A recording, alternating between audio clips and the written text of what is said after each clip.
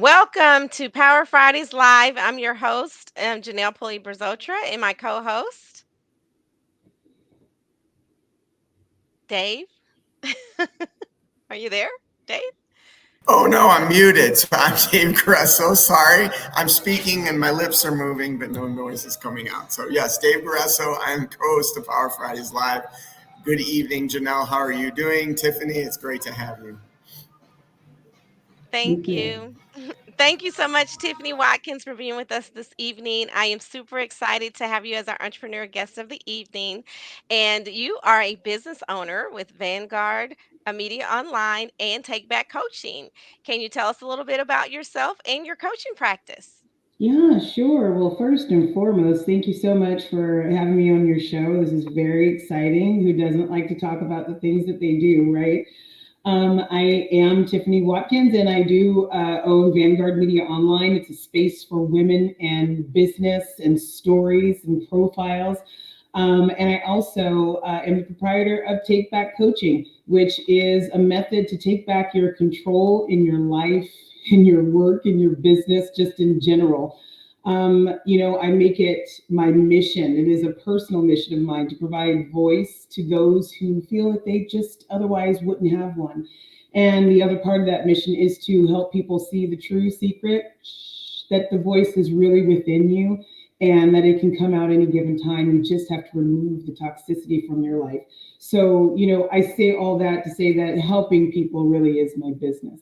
And it brings me the greatest joy, and I think it fulfills me the most.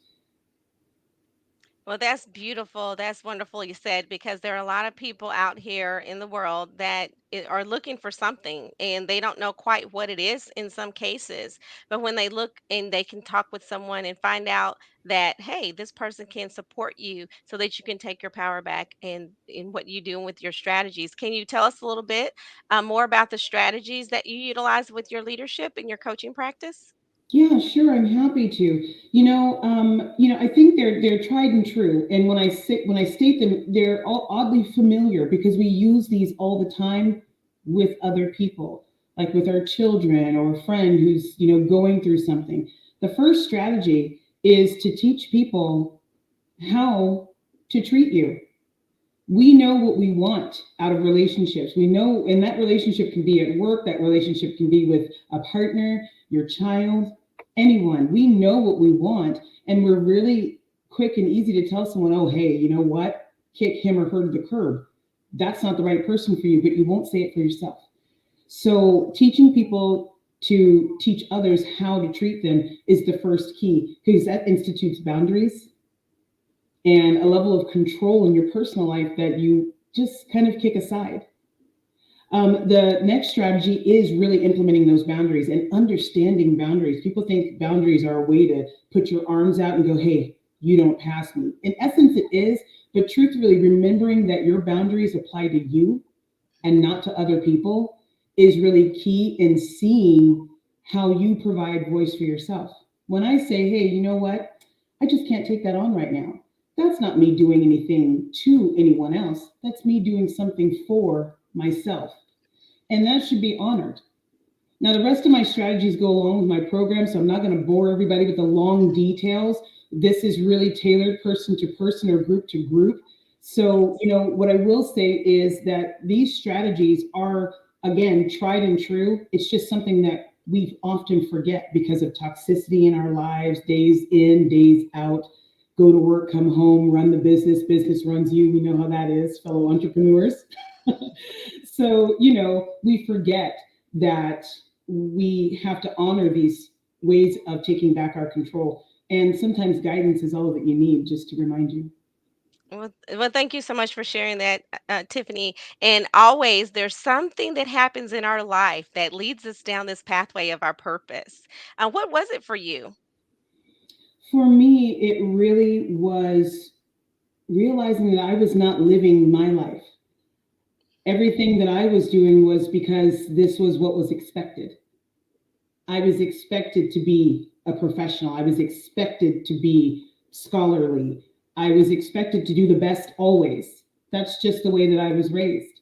I jumped headlong into technology. At the time, it was the height of everything you could do, so many burgeoning efforts for new ways, to have the things that we take for granted today, like portable devices and things like that, Wi-Fi. I worked on all of those things. I was a network infrastructure engineer.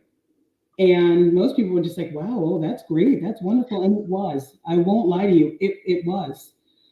But it didn't fulfill me. And when everybody's expectation was, oh, well, you're doing great. You're flying here. You're flying there. What a life. And I was inside crumbling, going, oh my goodness, what a life. And I knew for a fact that I had to do something else. I had to do something different. And I needed to be better. So I let it all go. It was the first time that I ever instituted a boundary that served me and Wow. didn't serve everybody else. And it was, I mean, as cliche as it is, it was literally life changing, but it was life changing. And I will never, the feeling that I have, even when I share the story, is warm and I love it. It never goes away. And it's been 30 years, and that feeling is still there with me. So I always know it was the right path to choose, but I also know that it's long lasting. Once you do it, it sticks with you. Wow, that's amazing. That's truly powerful. It just touches my spirit and makes me feel warm and all over because I knew it took something to get to that point. And the take back, and I love that about the name of your business, the take back coaching and taking back your life, like getting back to who you know yourself to be. Yeah. And tell us a little bit about how you grew up and got to the point to where you had an opportunity to be like, oh, this was how I grew up, but then this is what I learned in my journey. Sure. I think I grew up pretty standard American family. My parents were entrepreneurs, and I learned a lot through their experiences. So I will always say that I learned a lot of things through the mistakes of my folks, and the wins that they had. I benefited. My brother and I benefited from those. We lived a pretty privileged life. But we never really lost sight, my brother and I, that you have to work for everything that you have. As a family of color, my parents being entrepreneurs at that time period, that was not something that was truly common for them to be truly successful. They had a lot of hard knocks, but I know that they never let it get them down. And from a child's perspective, it just seemed like everything was hunky dory all the time. But with my adult viewpoint, I see that there was so many hurdles that they couldn't do anything about, discriminations and biases that were in place that they had to navigate around, which means they had to be crafty in their businesses too. But for my family, the one thing that I know that they showed me is that failure was never an option. It just wasn't on the table. Never going to take no for an answer. And any barrier put up is easily taken down with the proper strategy. And so I really pulled that into my adult life. It's really shaped me to be the person I am today in all aspects, not just business. Oh, that's wonderful. That's wonderful. I'll never forget. I know that there may have been some challenging times for our parents, and my dad experienced the same thing, and in a sense where you had to purchase things, and there was more charge that were given to people of color that they it was more expensive for them to do business in some cases. But I'm glad to know that your parents helped navigate through that times and then helped you learn the proper strategies and navigate through those times as well because navigation through life. That's what we do. Yeah, they're trailblazers. That's the way that I look at it because, both my parents, my father more because he was a little older, remember and lived through very heavy Jim Crow laws. My my father, he is not with us anymore, but if alive today, he could tell you that he remembers seeing like colored fountains and whites only theater and having to navigate a very strict path due to those laws. So there's a lot when I say that my folks were entrepreneurial coming from the time period that they came from. It says a lot for their character and that they really had that kind of I'm going to advocate for what's best. I know I come by it honestly of just going, no, that's wrong, and we're going to correct these wrongs. So it's wonderful to have learned from that. I'm very, very privileged to have had that as a role model. Well, thank you so much. We are in the month of the February for Black History Month, so thank you so much for that historical journey. That's Certainly. and thank you so much. And I'm glad that it's impacting you today as well to have a successful business. And Dave, is there anything for you, knowing Tiffany and wanting to know more about Tiffany being the entrepreneur that and the incredible woman that she is? Yeah, so I'm always inspired by, hearing the stories of those who have really overcome the odds and adversity. And so just hearing your story about your parents, I was going to ask, right, what, as you really did overcome some obstacles yourself in making the transition that you made in your life, Tiffany, how you did it. And I can see a large part of that, a huge catalyst was your parents and the guidance that they provided, the inspiration that they gave you. But certainly, I have no doubt that, making that kind of a life transition brought challenges into your life as well. So tell us a little bit about those challenges and struggles as you made that transition. Sure. Yeah, there was. I don't want to sugarcoat it. Nothing is easy, especially something as broad as going, you know what? I'm going to retire from doing this, and now I'm going to go headlong into who knows what.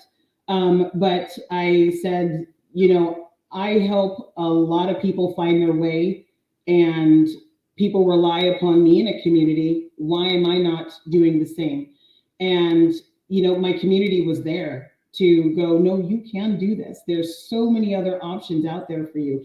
And subsequently, I almost consider myself a Jane of all trades. So not only have I been in the tech space, I also spent some time in the fitness space as a fit manager and a fitness coach.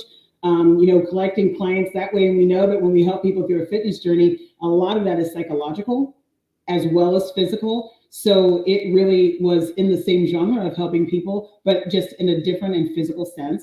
I learned a lot and studied a lot with, lots of different organizations, but I am NASM trained. And that's where I held my CPT certification for the longest time and some other national certifications to be able to help people. I also, headlong into advocacy.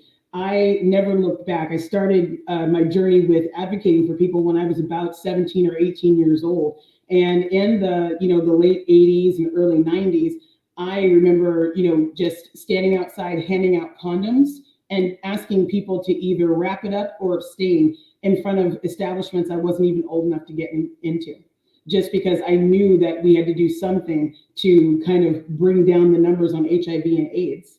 I also signed people up to vote, explaining to them the power of their voice through learning the process of how to cast a vote, how to choose a party, what it means to cast your vote. So, so many different ways that I was able to help people.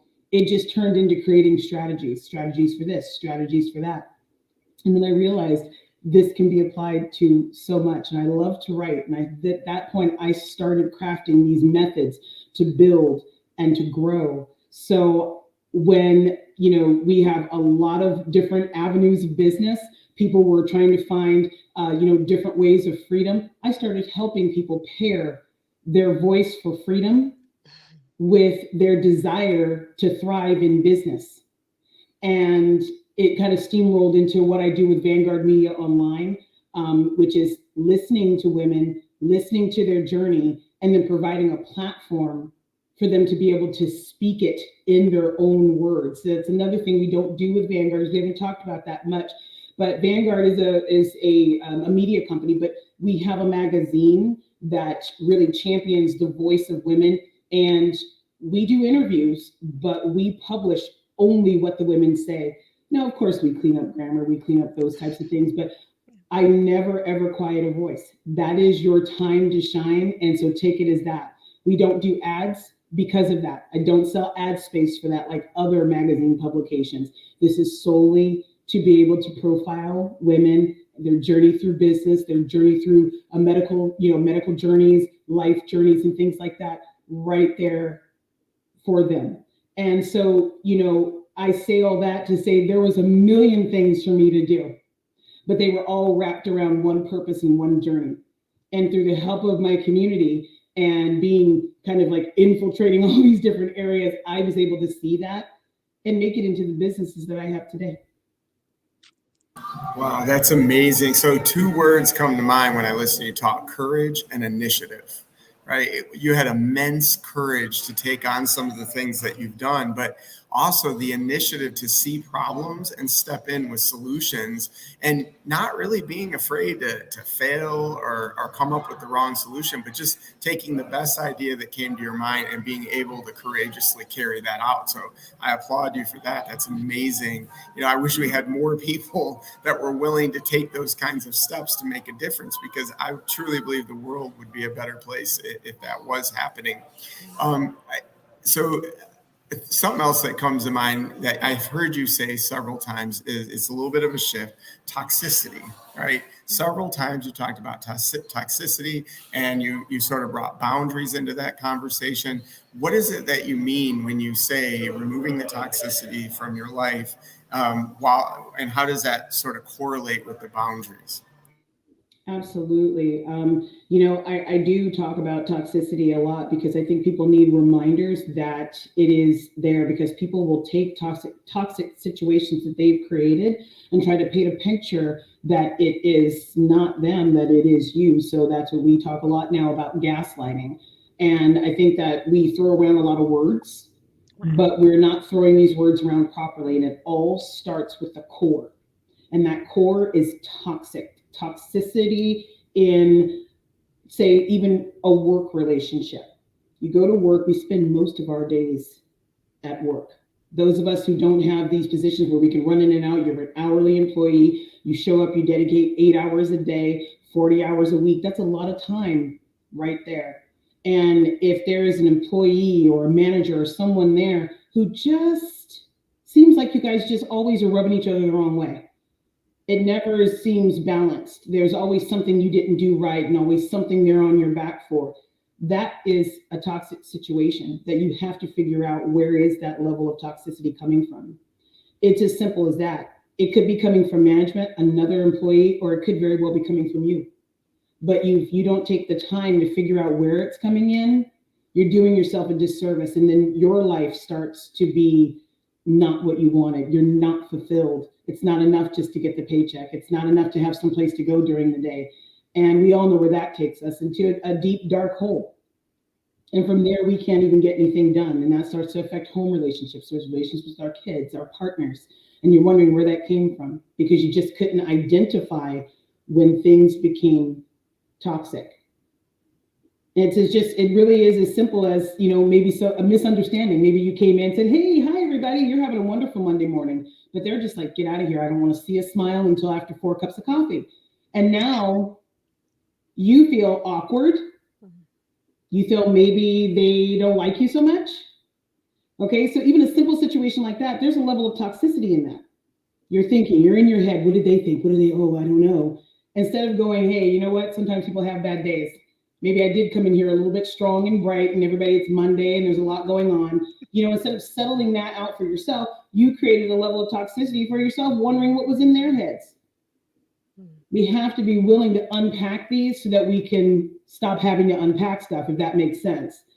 Be able to examine what's going on and really weed out those things that are severely toxic to you in your day, so that you can create a better space. Yeah, I'm really glad you said that, Right. because I don't think a lot of people spend the time really working on themselves and seeing how they impact everyone around them, right? And I don't think a lot of people realize either that everything we do, say, and think ultimately does have an impact on everyone in our sphere of influence. So this is a really great conversation. So another question about this: what are some steps that those watching and listening right now could start taking immediately to remove that toxicity from their life? 100%. Start taking stock of all the situations that are not just basic situations, not your hello, how are yous, not your regular routine, but start taking stock of conversations that you have that you feel just didn't go the way you want it to. And realizing the portions in which you are responsible for, and understanding where you can exercise your boundaries for yourself to stay out of those types of situations, conversations. The second thing, and I think this is the most powerful, is understanding no. Understanding when it's really just no for you, and honoring yourself in that situation by using no. Oftentimes we give up a lot of power by saying, yeah, oh, okay, I can get it done. I can get it done. When you know that you're going to either have to do a late night, you're going to have to say no to that date, or maybe you can't get to your Billy's soccer game or whatever, but you said yes anyway. You obligated yourself. You didn't honor yourself. So using no.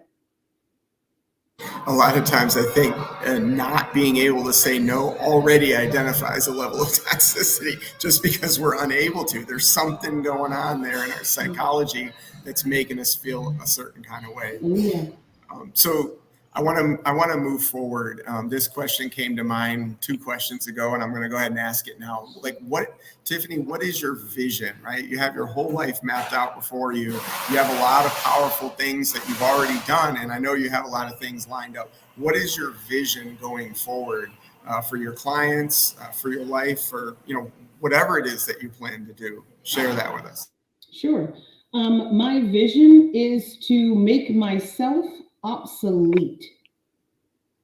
I would like to help enough people, have enough programs in place that people can help themselves at some point and don't need to reach out to find this guidance that everyone is looking for. Sure, as a business owner, do you want the clients? Of course you do. But when I look at the human condition and I say, we are a being that's designed to do for ourselves, I'd love to make myself obsolete.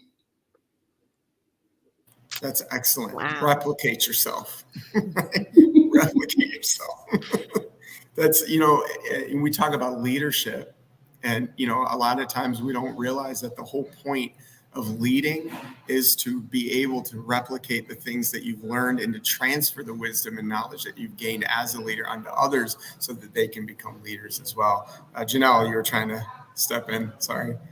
Oh no, no need to ever apologize. I'm just in total agreement. I just am excited about what you shared, Tiffany, to become obsolete. That is just amazing. And to Dave's point is to be able to duplicate yourself and just leave this world a better place and have your environment be the best that it can be. And that's what I hear from you whenever you share that. Indeed, indeed. So, Tiffany, share, if you don't mind, right? I'd love for you to share sort of we'll call it a client success story, right? Tell us about someone that you've walked through this process with, and some of the positive results that they've experienced. Sure. Just I'm going to say probably in the last quarter of 2022, so relatively recently, I was working with someone who had, political aspirations, and which is a great. I love working with policy, so I was just like, yes, I'm so happy to help you. Um, you know, he brilliant, absolutely brilliant, very, very passionate, and he was having trouble with kind of trying to table the passion to be able to have the conversation on these heated subjects with opposing views. And for me, as a public speaker and an advocate, I know how valuable opposing views can be, because that's where we start changing minds. Other than that, we're preaching to the choir. And so tabling your passion just enough to be able to get your point across is really key in these heated debates. And, we are talking about changing laws in an area to include certain types of licensed businesses under regulations in areas where predominantly there are people of color and those at a marked disadvantage and marginalized. So you can kind of guess how heated these discussions can be amongst councilmen and things like that, and advocates. So we worked together for about, I'm going to say 3 or 4 months, just writing comments for public comments for council meetings, and just kind of finding out how to still have a voice that had passion in it, but passion wasn't at the forefront. that the facts and the issues and what was wanted was at the forefront. And at the end of our quarterly session, he was ready, and he is just, I mean, to right now, I just received an email from him not too long ago saying how thankful and how grateful he was to be able to, it just clicked with him. He finally was able to see, yes, I'm still passionate, but I can have this conversation without taking my notebook and slamming it on the table because I'm just fed up with being marginalized, right? He finally felt heard. I said, they can't hear you through the passion. All they're hearing is the passion, and it's pushing too many of their buttons to be able to properly hear you. And he finally got them to hear him. It was Wow. amazing. Yeah, it says what a powerful thing in the time we're living in. Like it just gets me excited. I wish there was more you could share on that because I feel like a lot of us could use that mindset, that mind shift, if you will, that will allow us to table that passion, to be able to have those tough conversations because it is possible. I've had a few of them myself, and amazing things happen, new perspectives form when we allow ourselves to have those conversations as well. So that is great. Yes, and that's truly great because that's one of the things that I find about myself whenever I step into a room. It's like it lights up like automatically. People tell me, and it's like too bright for other people. And that was one of the things. It's like my passion just shines through my face in some cases. So I'm glad to know that that's the kind of work that you do because I wear my, it's like I wear my passion on my sleeve and people know exactly how I feel about it. And maybe not so much should they in some cases. And so I'm so glad to know that that's another aspect of how you can support people.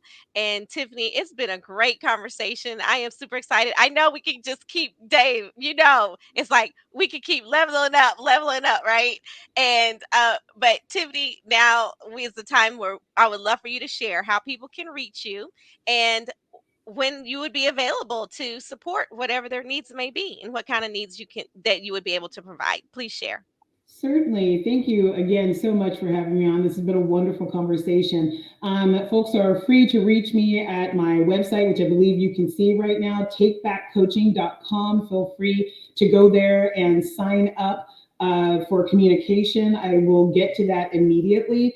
I have room right now for probably three more clients, one on one, and maybe two more group sessions where I help people strategize with their work teams for sales, business structure, all those types of things. Yeah, and the best way to get a hold of me is through the site or to text me, as I think that's going across on the ticker too at 916-668-0322. And I'll get back to you. Thank you so much. And Dave, are there any final words for you or any final questions for Tiffany? No, I think that you exemplify once again courage, initiative, and leadership. And so I appreciate all the things that you shared with us, and I think there's some great lessons and wisdom to be drawn from that from those who took part in the listening or watching this today. So thanks for spending time with us, Tiffany, and sharing those things with us.